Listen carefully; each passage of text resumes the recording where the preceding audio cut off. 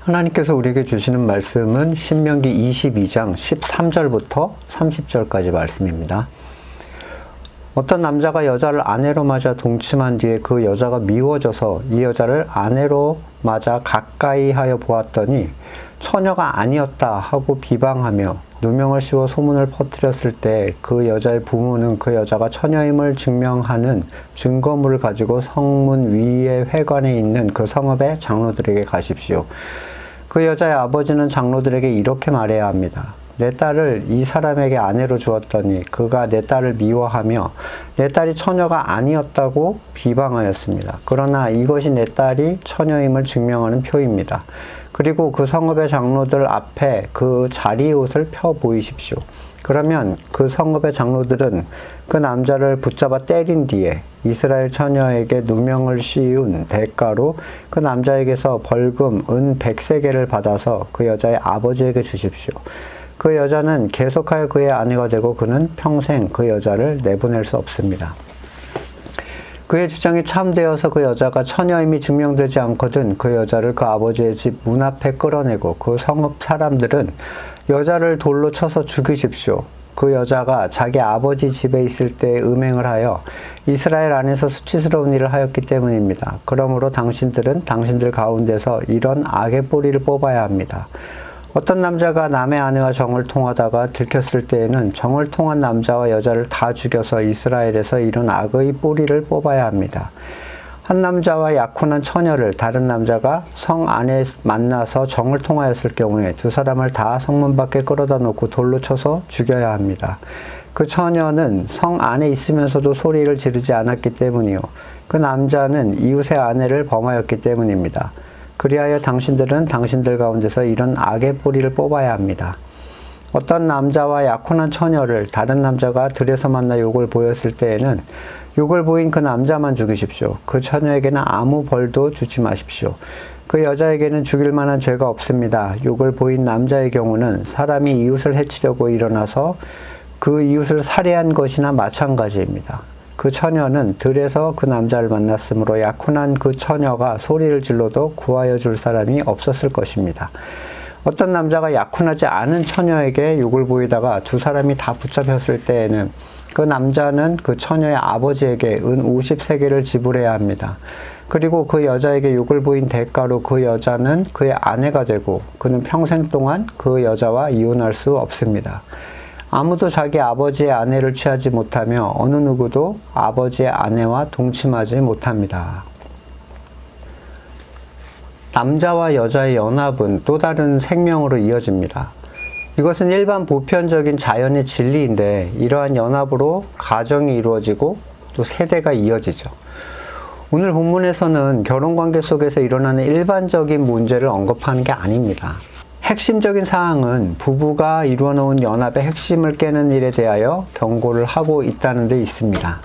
이 문제는 일반적인 성범죄의 문제가 아닙니다. 거의 대부분의 상황에 대해서 돌로 쳐 죽이는 결정을 내리는 데 반해서 28절 이하에 나오는 약혼하지 않은 여자의 간음, 거기에 대해서는 성경은 둘이 결혼을 시키라고 얘기를 합니다. 물론 지금으로서는 상상도 할 수 없는 얘기지만 성경에서 어디에 초점을 두고 있는지 잘 살펴야 되는데 성경은 부부의 연합이 깨지는 일에 대해서 강조를 하고 있어요. 약혼하지 않은 처녀는 아직 가정을 이룬 상태가 아니기 때문에 연합이 깨어지는 일이 발생하지 않으므로 조금 관대하게 대합니다. 사실 인권 문제로 보면 이 사람도 돌로 쳐야죠. 뭐 처녀든 뭐 유부녀든 건드리면 돌로 쳐야 되는 그런 건데 더구나 자신을 강제로 겁탈한 사람과 결혼을 해야 된다는 건 더 말도 안 되는 일처럼 여겨지죠. 그 처녀의 삶이나 또 가족이 받은 상처는 어쩌라는 얘긴가? 라는 이해는 당시 시대적인 문화에 대해서 좀 배경을 가지고 생각해 볼 문제예요. 인권이 거의 없던 시대에 강간하는 문화는 너무나도 심했죠. 그냥 단순한 쾌락을 위해서 거의 동물적으로 행해졌던 게 일반적입니다. 때로는 강간을 결혼의 수단으로 활용을 했던 때가 있었고, 이것은 정조를 중요시하던 이 고대 문화에서 자연스럽게 그냥 결혼으로 이루어졌어요. 순결을 가져갔으면 순결을 가져간 사람과 결혼을 하는 거죠.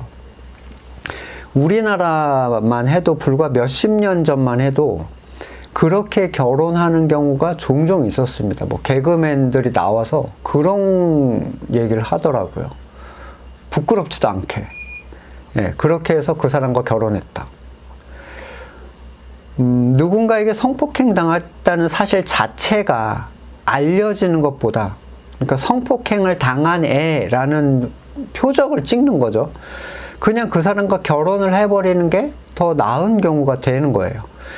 이런 결혼은 얼마나 비참하고 비극적입니까?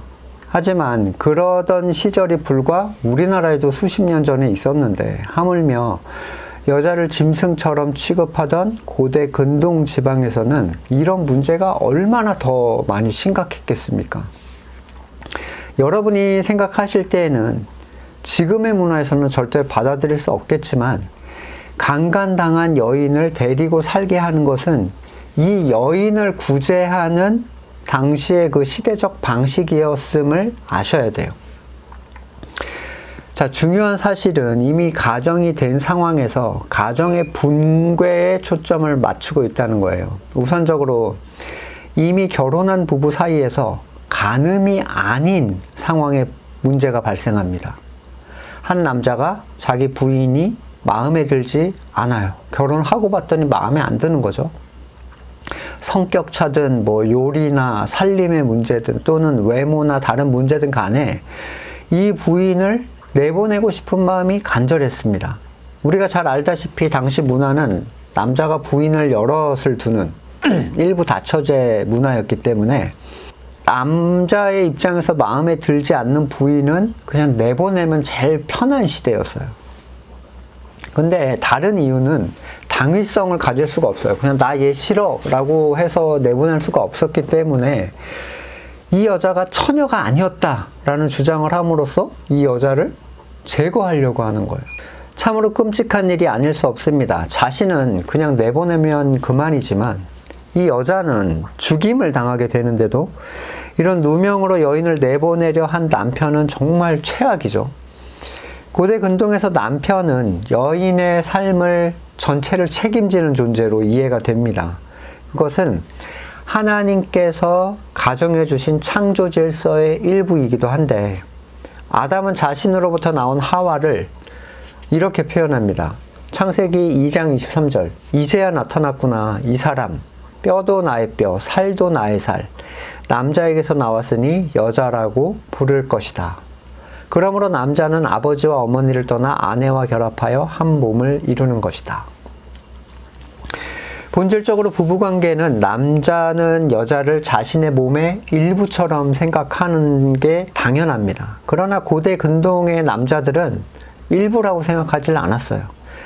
그래서 그걸 잘라낼 수 있는 방법을 모색해서 성적 누명을 씌우는 잔인한 방법을 사용하는 경우가 왕왕 있었다는 겁니다.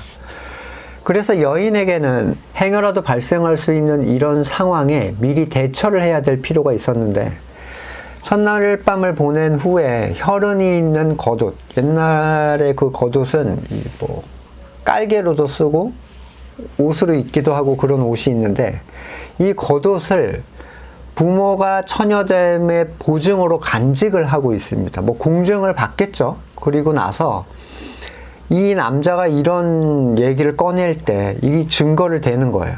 만약에 이런 증거가 장로들 사이에서 확증이 되면 남자는 여기에 대해서 책임을 물어야 했고, 그래서 그를 뭐 때리고 돈을 물게 하고 절대 여인을 내보내게 할 수 없는 이 세 가지의 징계를 남자에게 줍니다. 주석가들 중에는 이 때리는 것은 그냥 책망을 하는 거다라는 의미로 해석을 하기도 하는데, 돈은 여인의 아버지에게 줍니다. 근데 일반적인 결혼의 지참금의 2배를 줌으로써 그의 명예에 대한 대가를 치르는 거예요. 마지막으로 여인을 버릴 수 없게 만드는 것. 지금의 상황에선 둘 다 비참해 보이죠. 거의 죽음으로 몰아가는, 예를 들면 보험 사기 같은 걸 쳐놓은 사람 요즘에도 뭐 수배해가지고 잡혔죠. 남편 명의로 엄청난 돈을 해놓고 일부러 죽게 만드는, 거의 그 정도 아닙니까? 근데 절대로 헤어질 수 없게 그 남자에게 이렇게 징계처럼 내렸는데, 이게 둘 다에게 좀 비참해 보이죠. 여자가 이런 남자랑 살아야 돼? 이렇게. 근데 그렇게 이해하시면 안 되고, 그런 남자랑 사느니 헤어지는 게 낫다는 식의 결론은 이 시대적 상황을 전혀 고려하지 못한 거예요. 당시에는 남자가 항상 부족했습니다.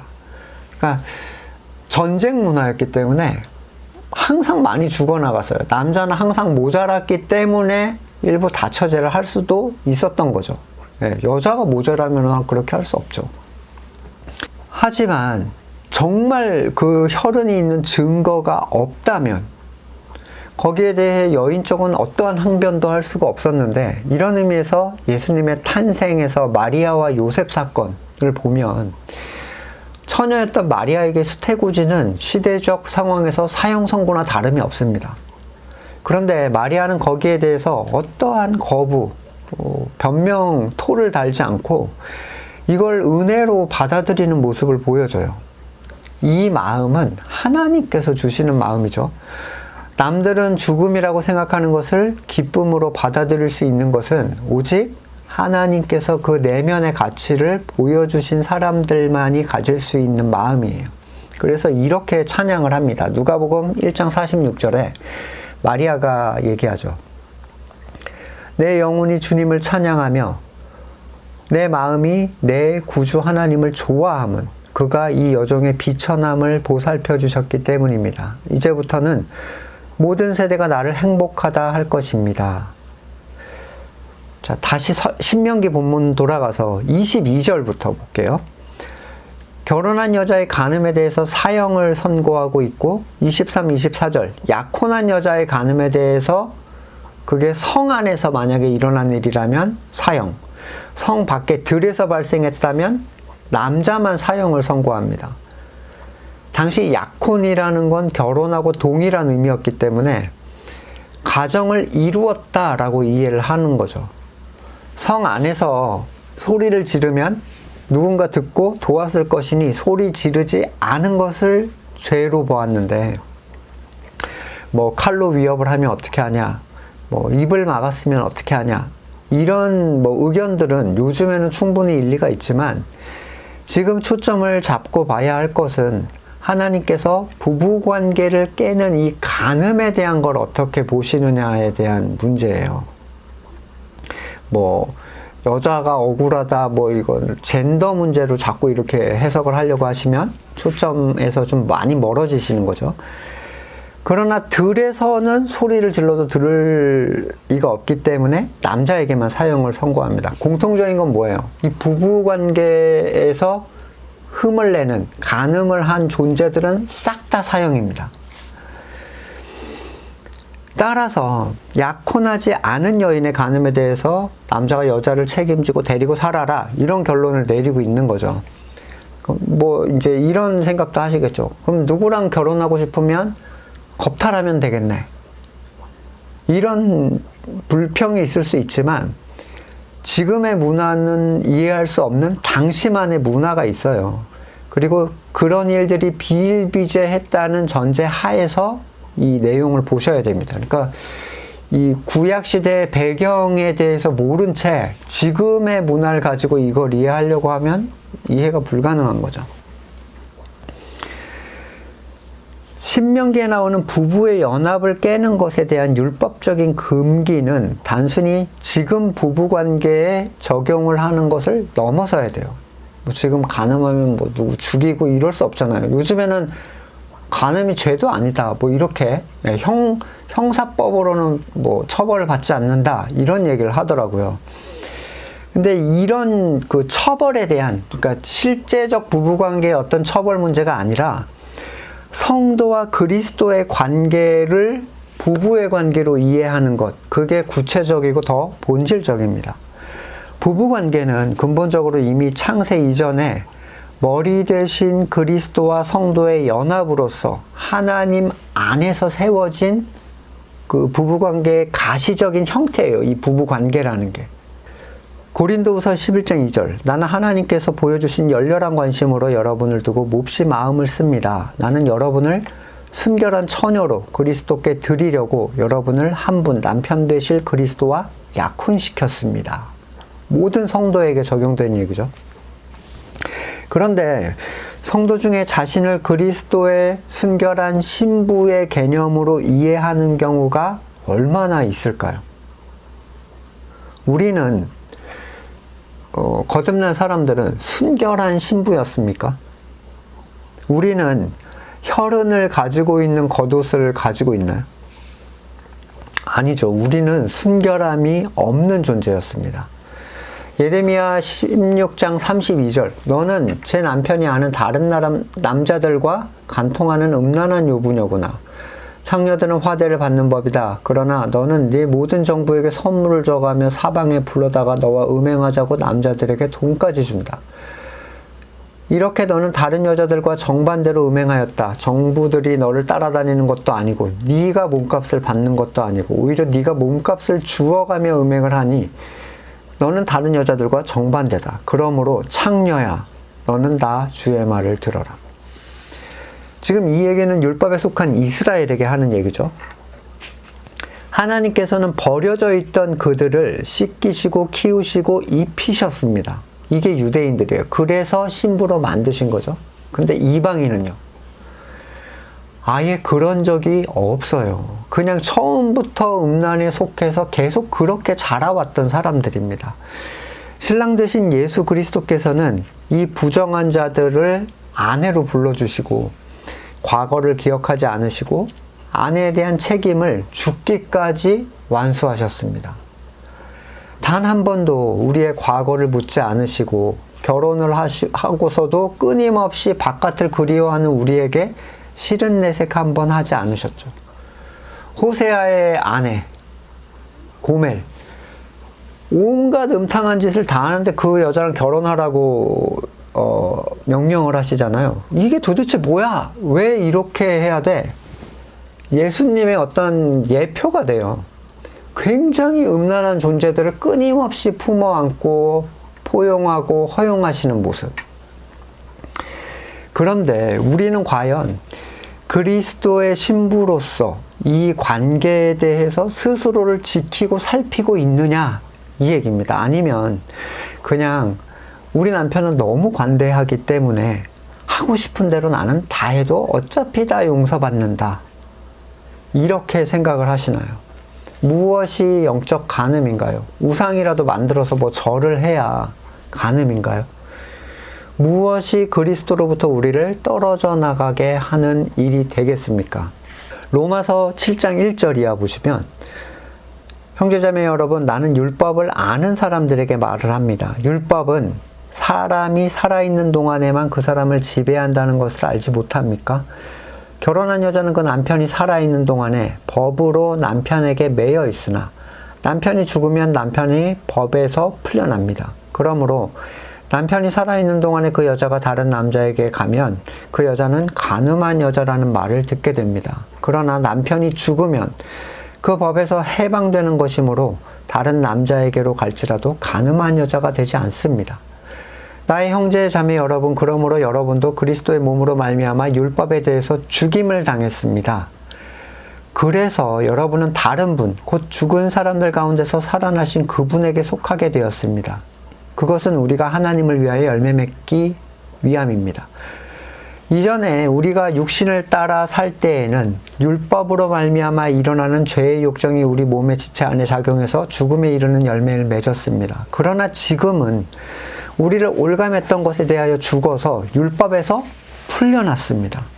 그래서 우리는 문자의 영매인 낡은 정신으로 하나님을 섬기지 않고 성령이 주시는 새 정신으로 하나님을 섬깁니다. 먼저 율법에 대한 얘기를 하지 않을 수 없습니다. 우리는, 그러니까 모든 인류는 스스로 의를 쌓으려고 했던 존재들이에요. 그게 선악과의 결과물이었죠. 그것은 유대인이나 이방인이나 할 것 없이 자기의 의에 대한 능력을 신뢰하는 자들에게 나타나는 공통적인 현상입니다. 그런데 성경은 우리가 그리스도와 함께 죽었기 때문에 우리는 그 남편, 율법으로부터 자유하게 되었다라고 얘기를 해요. 우리의 옛사람이 죽은 것은 율법으로부터의 자유를 우리에게 주었고, 우리는 그리스도에게 와도 전혀 간음과 상관없는 존재가 됐다는 거예요. 그런데 이 상황에서 간음은 어떤 건가요? 지금 요 율법적 상황에서 율법에 대하여 죽었던 자가 다시 율법을 남편으로 삼아 사는 거예요. 그리스도와 율법 중간에서, 그러니까 은혜와 율법 중간에서 살아가는 거죠. 다시 갈라디아서에서 굉장히 경고를 많이 하죠. 그 어떤 행위로도 의를 얻을 수 없음을 거듭남의 가치를 통해서 발견한 자가 다시 행위를 통해서 의를 쌓으려고 한다면 그것은 간음한 자입니다. 왜냐하면 그의 옛사람이 아직 살아있다고 스스로 증명하는 것과 다름없기 때문이고, 옛사람이 살아있다면 그리스도에게 오는 것은 간음이에요. 그냥 간음한 자가 되는 겁니다. 두 번째로, 영적 간음은 그가 세상을 어떻게 대하는가, 이걸로 얘기를 합니다. 친구라는 건 어떤 거냐면 오랫동안 사귀어온 사람을 의미하죠. 세상과 친구가 되고자 하는 것은 내가 거듭나기 전에 세상에 대한 태도, 그것을 유지하는 걸 의미합니다. 많은 사람들이 이것에 대해서 간음이라고 전혀 생각하지 않아요. 율법과 세상에 대해서 간음이라고 생각 안 합니다. 무슨 불상에 가서 절이라도 해야, 바알신이라도 섬겨야 영적 간음이다, 뭐 이렇게 생각을 하는데, 남들과 똑같이, 세상에 속한 사람들과 똑같이 부유하기 원하고, 자녀가 세상의 위로 올라가기 원하고, 세상의 것을 내 선의 기준에 근거하여 갖기 원하는, 그 소망하는 일에 대해 전혀 변화가 없는 태도. 사람이 거듭나면 처음에는 마음이 굉장히 가난해져요. 그래서 내 존재 자체가 너무 바닥에 떨어져 있기 때문에 그리스도께서 주시는 그 가치만으로 충분히 만족이 됩니다. 그래서 세상의 그 좋던 것들이 다 부질없게 여겨지죠. 그런데 그 상황이 영원하지가 않아요. 언제 그랬냐는 듯이 다시 세상, 나랑 행복하게 어울려 살던 그 세상의 것들을 다시 원하는 존재가 돼버립니다. 야고보서 4장 4절, 간음하는 사람들이요, 세상과 버탐이 하나님과 등지는 일임을 알지 못합니까? 누구든지 세상의 친구가 되려고 하는 사람은 하나님의 원수가 되는 것입니다. 세상과 친하려는 사람들은 하나님과 원수가 된다. 왜 그런가요? 세상은, 성경이 알려주시는 게 있다고 그랬죠? 세상에 대하여. 세상이 심판을 받았다. 심판이 무엇인지를 알려주는데, 세상에 속한 모든 것들이 이미 하나님의 심판 아래에 있다. 이렇게 알려주시잖아요. 세상은 하나님께 속한 것이 아니고, 오히려 세상을 사탄이 자기의 수중에 가지고 하나님으로부터 성도를 멀어지게 하는 수단으로 자꾸 활용을 하기 때문이에요.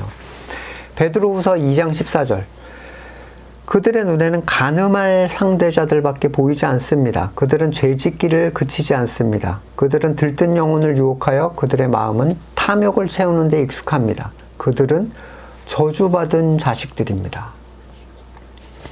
간음할 대상자밖에 보이지 않는다는 얘기는 세상과 친해질 수 있는 사람들하고 계속 연합을 하는 거예요.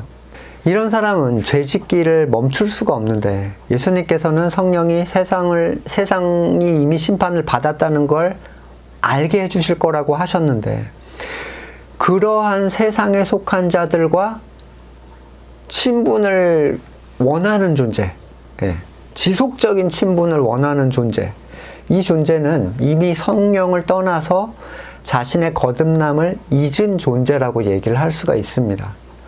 어떻게 하면 세상을 더 가질 수 있을까? 라는 생각은 세상에 대하여 아무 생각도 하지 말아라 라는 말과는 달라요. 직업을 갖거나 가정을 이루거나 자녀를 교육하는 일에 대해서 우리가 일절 아무것도 하지 않는다면 어떻게 정상적인 삶이 유지가 되겠습니까?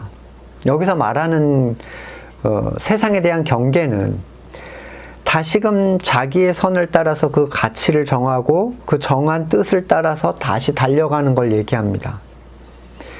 지금 있는 자리에서 하나님의 뜻 안에서 최선을 다하는 것, 그 최선은 영원한 나라를 소망하는 가운데 청지기적 가치에서 최선을 다하는 것이지 나의 모든 걸 거기다 올인하는 얘기가 아닙니다. 아이를 돌보는 일에 대해서 내 뜻이 들어가고 얘를 어디 수도권대에 보내서 어떤 직업을 갖게 하고 이런 계획들은 내 선에서 나온 계획들이죠. 하지만 아이가 자기가 지금 처한 상황을 잘 극복하고 성장할 수 있도록 교육하고 또 걔가 멀리 해야 될 것들을 부모로서 제어해주고 필요한 것들을 공급해주는 것, 그러한 것들은 정상적 가정에서 부모에게 부여된 청지기적 책임이에요. 가정으로서 연합과 작은 가치를 누릴 수 있도록 최선을 다하는 것. 내가 성도면 성도로서 이 거듭나지 않은 아이를 어떻게 대해야 할 것인가를 고민해보고 또 내가 사랑하는 아이에게 얼마나 영원에 향한 것을 얘기하고 있고 또 그렇게 달려가는 부모로서 자리를 지키는 일들에 내가 최선을 다하고 있는지에 대한 최선을 말하는 거죠. 이건 물질이나 직업이나 학업이나 그 어떤 영역에서도 세상을 대할 때 성도가 가져야 할 자세입니다. 본향을 향하는 나그네처럼 그것들을 대하고 있는가.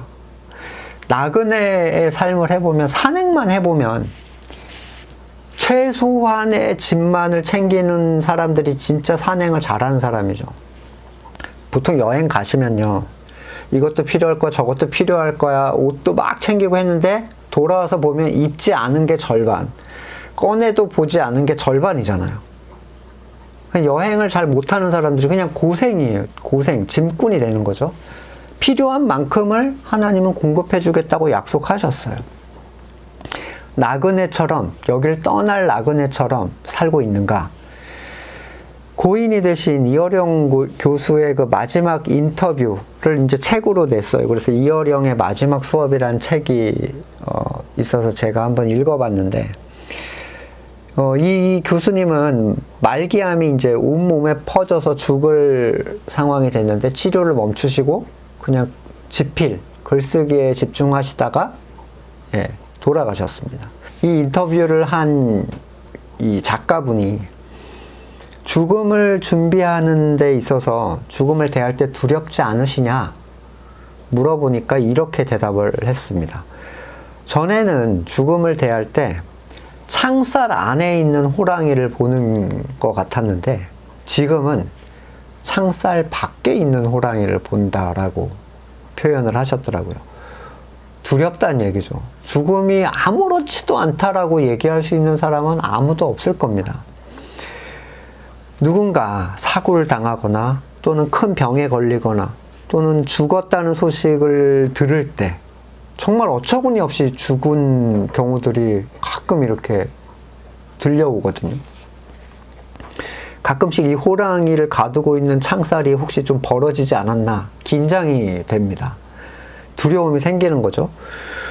누구도 이 호랑이를 마주하지 않은 사람은 아무도 없기 때문이에요. 결국 죽음 앞에서 우리가 가졌던 세상의 가치들은 아무것도 아닌 게 되는 거예요. 정말 아무것도 아닌 것. 그럼에도 불구하고 우리는 때로 그 호랑이가 영원히 갇혀 있는 것처럼 아니면 최소한 향후 몇십 년까지는 갇혀 있을 것처럼 생각을 합니다.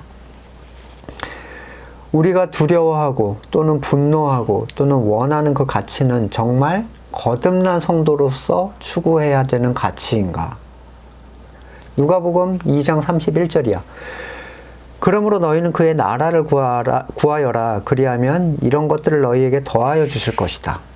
두려워하지 말아라. 적은 무리여 너희 아버지께서 그의 나라를 너희에게 주시기를 기뻐하신다. 이미 두려워함 자체는 주님의 약속에 대하여 믿지 못함과 동일한 거예요. 이런 것들은 더해주겠다. 이 더해줌의 기준은 누구예요? 하나님이 보실 때 선하다고 생각하시는 만큼만. 내 선에 합하게 주지 않을 것이라고 여기기 때문에 그분께 맡길 수가 없는 거죠. 광야에서 이 이스라엘 민족을 채우는 걸 보세요. 만나만 주셨어요. 만나와 메추라기. 그러니까 40년간 끊임없이 공급된 거는 만나뿐이 없었어요. 그러면 광야를 살 때 거기 그 만나로서 만족함이 있겠습니까? 맨날 얘기하잖아요. 애굽에 있을 때는 이것도 먹고 생선도 먹고 부추도 먹고 고기도 먹고 마늘 그거로 막 그리운데 이게 뭐냐? 그리고 이제 불평을 하잖아요. 만나를 놓고. 만나를 가지고 채우시는 하나님에 대하여 만족하지 못하면 여러분 광야를 어떻게 벗어납니까? 광야에서 더 돌아야죠. 훈련이거든요. 하나님이 우리를 채우고 계신다는 걸 그런 거 먹지 않았는데 전혀 부족함이 없이 우리를 채우고 계신다는 걸 발견할 때까지 어떻게든지 내 뜻에 맞게 졸라야 되는 거예요. 이건 이렇게 되게 해주시고 저렇게 되게 해주시고 막 주문을 늘어놓죠. 여러분 이것만 내려놔도 기도가 엄청 짧아집니다. 할 말이 없어요. 내가 아는 게 없는데 뭘 어떻게 되게 해달라고 얘기를 하겠습니까? 선한 게 없는데. 누가복음 12장이었어요. 12장 33절 이어서 너희 소유를 다 팔아서 자선을 베풀어라. 너희는 자기를 위하여 낡아지지 않는 주머니를 만들고 하늘에다가 없어지지 않는 재물을 쌓아두어라. 거기에는 도둑이나 좀의 피해가 없다. 너희 재물이 있는 곳에 너희 마음도 있을 것이다. 그러니까 소중하게 생각하는 것에 마음이 가 있고 그게 너네가 항상 생각하고 있는 그게 네 보물이야 라고 얘기를 하시는 거예요. 누구도 부인할 수 없습니다. 제일 중요한 거를 무조건 제일 많이 생각하게 되어 있어요. 35절 이어서 너희는 허리에 띠를 띠고 등불을 켜고 있어라. 마치 주인이 혼인잔치에서 돌아와서 문을 두드릴 때 곧 열어주려고 대기하고 있는 사람들과 같이 되어라. 주인이 와서 종들이 깨어있는 것을 보면 그 종들은 복이 있다. 내가 진정으로 너희에게 말한다. 그 주인이 허리를 동이고 그를 식탁에 앉히고 곁에 와서 시중들 것이다. 주인이 밤중이나 새벽에 오더라도 종들이 깨어있는 것을 보면 그 종들은 복이 있다. 너희는 이것을 알아라. 집주인이 언제 도둑이 들지 알았더라면 그는 도둑이 그 집을 뚫고 들어오도록 내버려 두지 않았을 것이다. 그러므로 너희도 준비하고 있어라. 생각하지 않은 때에 인자가 올 것이기 때문이다. 생각하지 않은 때에 주님이 오신다 했는데 우리는 이 말씀에 굉장히 무덤덤하죠. 이미 2000년이 지나도 안 오고 계시는 것처럼 보이는 거죠. 그러니까 내 생전엔 안 오시겠지. 당연히 그런 생각이 들 법도 한데 하지만 주님께서 하신 말씀은 한 개인에게 어떻게 그 상황이 종말이 되는가로 이해를 한다면 얼마든지 한 사람의 생애 안에서 일어날 수 있는 일이 됩니다. 예를 들어 생각해 봐요. 모든 거듭난 성도가 온전히 그리스도 안에서 그의 삶을 끝내지 않습니다. 좁은 길로 좁은 문으로 들어가고자 해도 못하는 사람이 많을 거다. 천국에 가는 사람이 적습니까? 이거 물어봤더니요. 예수님께서 하신 말씀이죠. 많은 수의 성도들이 거듭난 사람들이 가지 밖으로 떨어져 나가거나 열매가 없어서 잘려 나가거나 맛을 잃은 소금처럼 밖에 버리워져 밟히거나 미지근해서 교회 밖으로 배 타지게 토해내게 됩니다. 이것은 종말 때 그렇게 될 거라고 하신 말씀이 아니에요. 이렇게 되는 상황은 그 상황 자체가 이미 그에게 개인적 종말입니다. 거듭난 모든 사람들이 이런 일에 대해서 경험을 하게 될 것이고 주님께서 찾아오신 어느 날 그때가 언제인지조차 모르고 주님의 가지 밖으로 떨어져 나가게 되는데 떨어져 나간지도 모르는 상태로 죽게 될 거예요. 다시 회복할 수 있는 기회를 얻지 못한다는 것은 그가 죽음을 향해 달려가도 멈출 수 없다는 얘기입니다. 계시록 2장 21절에 내가 그에게 회개할 기회를 주었으나 그는 자기의 음행을 회개하려 하지 않았다. 그래서 어떻게 돼요? 큰 환난을 당하게 할 것이고 반드시 죽게 할 것이고 그대로 갚아줄 것이다. 기회라는 게 있어요. 회개에는 기회라는 게 있고 언제든지 나는 돌아갈 수 있다라는 생각을 하시면 성경을 잘못 이해하신 겁니다. 이러한 간음에 대한 유혹, 영적 간음에 대한 유혹은 아주 천천히 그 잠자리 잡아보신 것처럼 굉장히 손을 천천히 가져가면 얘가 다가온다라고 생각하지 않거든요. 저 정도 속도는 내가 피할 수 있지 라고 생각하죠. 그리고 잽싸게 딱 움켜쥐면 끝나는 거죠. 잠언 7장에서 이런 유혹, 영적 간음에 대한 유혹에 대해서 길게 설명을 하는데 7장 1절 아이들아 내 말을 지키고 내 명령을 너희 마음속에 깊이 새겨라. 내 명령을 지켜서 잘 살고 내 교훈을 너희 눈동자를 보호하듯이 지켜라.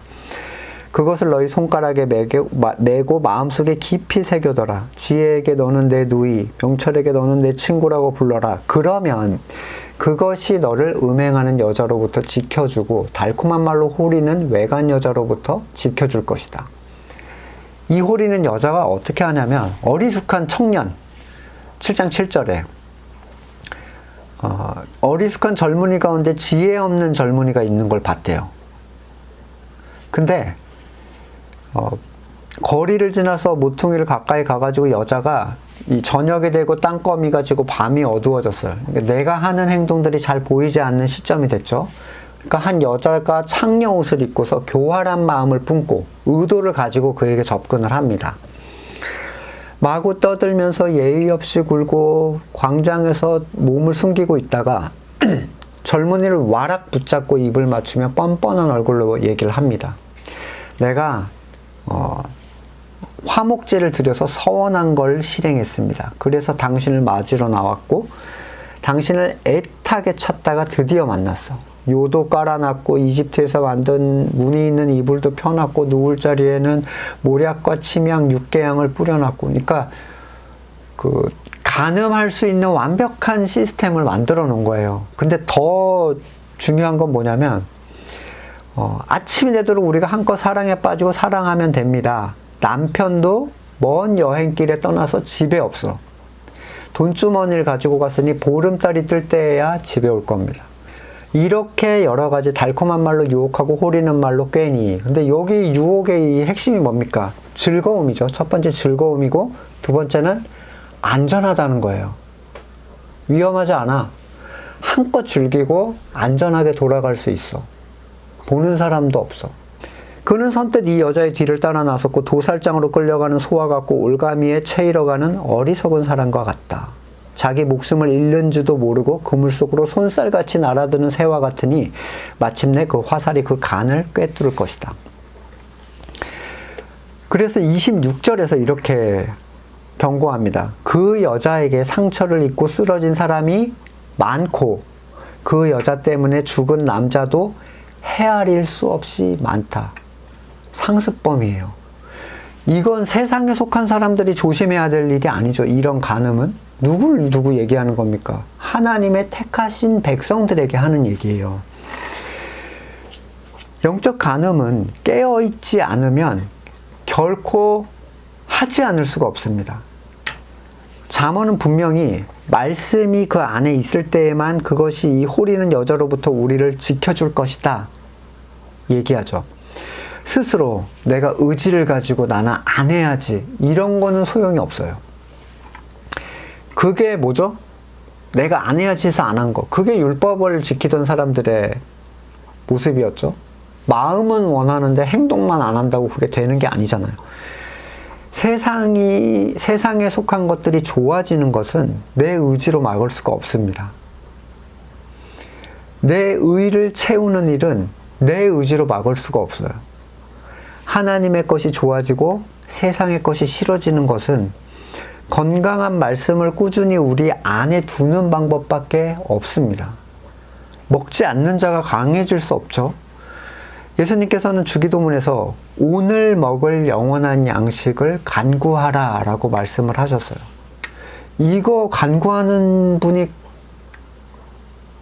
주기도문을 자기 기도로 삼아서 기도하는 사람이 얼마나 되겠습니까? 이렇게 기도하라 했는데 그냥 끝마치는 기도로 하죠. 의미도 아무것도 모른 채. 이런 영원한 양식은 성경 앞에 앉아있다고 그냥 먹히는 것이 아니라 하나님께서 우리에게 넣어주셔야 그게 실제적인 작용이 되는 거예요. 그것도 오늘 하루에. 한 달 동안 먹을 수 있는 압축 양식을 주시옵시고가 아니에요. 그냥 하루하루 살아가는 거예요. 광야라는 건 매일 걷어서 먹는 거잖아요. 그리스도를 신랑으로 둔 영적인 신부들은 순결한 교회로서 자기를 잘 지키고 있는가를 살펴야 됩니다. 의지적으로 그 유혹을 거부하면서 하나님의 것으로 자신을 채우지 않으면서 오직 우리의 허물을 덮어주시는 분의 은혜만을 바라고 있는 것은 아닌가. 자기의 신앙을 돌아보며 살펴야 되겠습니다. 왜냐하면 음행한 연고 이것은요 봐주는데 분명히 한계가 있을 거예요. 찾아오시는 그날 내보내지게 됩니다. 언제가 될지는 알 수 없지만 그때는 돌이킬 수 있는 기회가 더 이상 없게 될 겁니다. 우리 자신의 신앙을 잘 살펴보고 이러한 영적인 간음으로부터 자신을 지킬 수 있도록 하나님께 은혜를 간구하는 우리가 되기를 원합니다. 말씀을 놓고 같이 기도하겠습니다. 하나님 아버지, 우리로서는 결코 만날 수 없는 고귀한 가치에 감당할 수 없는 신랑을 우리에게 허락하시고 우리의 과거를 보지 않으시며 우리의 실수를 덮어주시는 크신 은혜를 감사드립니다. 깨어있는 마음을 주셔서 이 소중한 관계를 하나님의 은혜 안에서 잘 지켜나가게 하시고 돌아오실 신랑을 늘 깨어서 기다리는 순결한 자들이 되도록 하여 주시옵소서. 허락하신 은혜를 감사드리며 예수님의 이름으로 기도드립니다. 아멘.